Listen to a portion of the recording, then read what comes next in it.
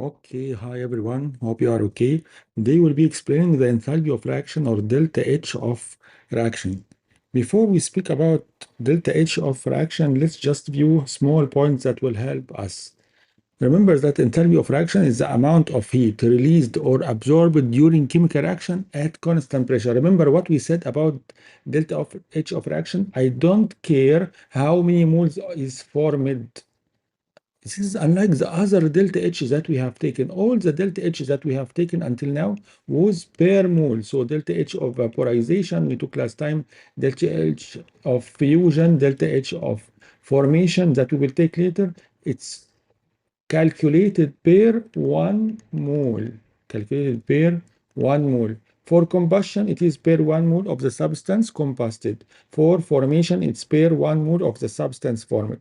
But if you just have a normal reaction, let's say you have nitrogen reacts with H2 to form NH3. In this reaction, the nitrogen is balanced as 2 and hydrogen is 3.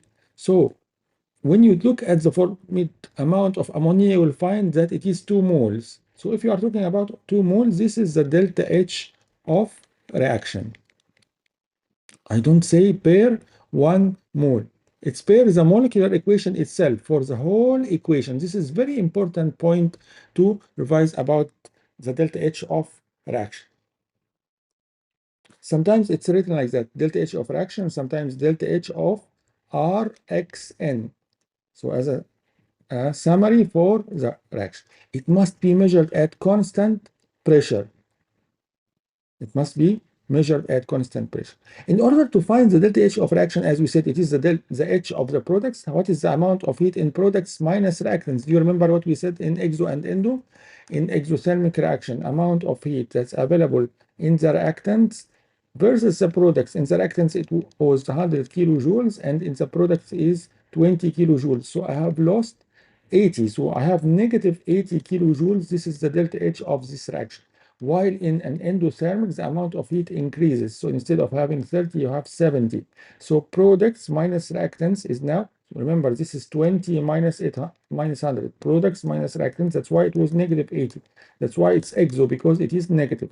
While in products, 30 and 70. So the end final is 70 minus 30, so it is a positive 40.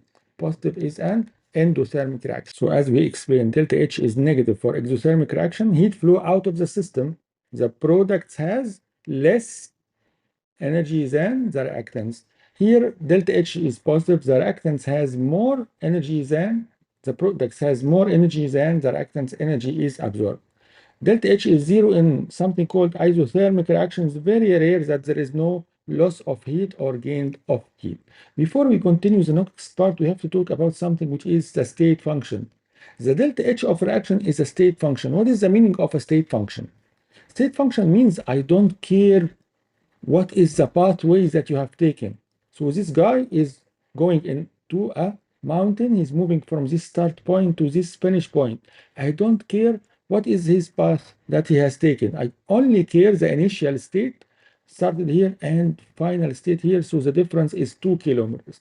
Did he take this road? Did he go up? Did he climb? Did he take a balloon? What? He just moved from here to here. That's why it's called a state function. It's like the mountain climbing. So I don't care. I only care about the distance between the 2 points is 2 kilometers. The delta H of reaction is the same. I don't care where you started. Here, how did you go to the product? So if you are reactant, you are, and this is the product. Did you go directly? Did you go to this way and to this way? Did you take 3 ways from here to here, and then from here to here, and here to here, and here to here? I don't care the pathway that you have taken. Same like here in this state function also. I only care about the starting point, which is my reactants, green like the starting point here, and the end point. The end point is my products. The pathway that you have taken doesn't matter. So if you spend minus 100 kilojoules in order to go from reactants to products, maybe if you go from R to S, you will spend minus 30, and S to P minus 70. So what is the total? Minus 30 plus minus 70, that's equal to negative 100. So the same value of heat released or absorbed, it doesn't matter what is your pathway. We'll talk about this in the Hess cycle also. So if you go from this reactant to this product by pathway 1, pathway 3, pathway 2, it is the same thing. The delta H is equal to negative 40. Why? The final is product 60 and the initial is 100, so it is minus 40 kilojoule. If you took it from here and go up and then here, pathway 1, pathway 2, pathway 3, it is always the same negative 40. So regardless of which path you have taken, the reaction mechanism steps does not change the overall delta H, products minus reactants every time. Okay, so remember that delta H is equal to H final minus H initial. Identify the heat content of products, identify the heat content of reactants, subtract them and determine if it's negative, then it is exothermic. If it is positive, it is endothermic. So remember, the sign tells you the direction of the heat flow. For example, I have the reactants have enthalpy of 250 and the product is 180. What is the delta H of the reaction? And determine if the reaction is exo or endo. So 180 kilojoules minus 250, what is the sign? Negative 70. This is example problem of negative 70 means that is it endo or exo? Of course, it's the loss of heat. I have heat less than that I had in the beginning. I have heat less than I have in the beginning. That's why I will say that this is an exothermic. I have lost heat from my system to outside. Instead of having 250, it lost 70, so it become 180 at the final. Very good. Okay, so what if I say the reaction N2 plus O2 give me 2NO? So nitrogen reacts with oxygen gas to form nitrogen monoxide. The enthalpy of reactants was 150 at the beginning, and the products become more, 330. So again, 330 is the products minus 150 is the reactants. It will give us 180 kilojoules. That's a positive, which means it's an endothermic reaction. Okay, what if I want to see a combustion of methane, natural gas? So CH4 give me reaction with O2 and form CO2 and H2O. Look here, I don't care how many moles of CH4 is used or how many moles of water is produced. I will take the reaction as is. If you took the reaction as it is with its number of moles, it's called the delta H of the reaction. It means that it is an exothermic process. 890 kilojoules was released in this reaction. For 1 mole, yes, for 1 mole of CH4, but this 1 mole is by chance. I could have said something else. If you said 2 moles of oxygen, if you said 2 moles of CH4, we will see later that the value will become double as we will see. But I don't care about the number of moles here.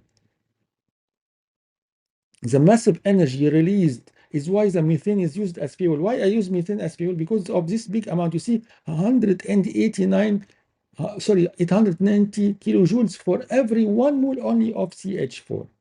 Okay, so products minus reactants. If this is the summary of what we take at the end of the lesson, exothermic energy released, endothermic energy is absorbed. If it is zero, this is isothermic, very rare.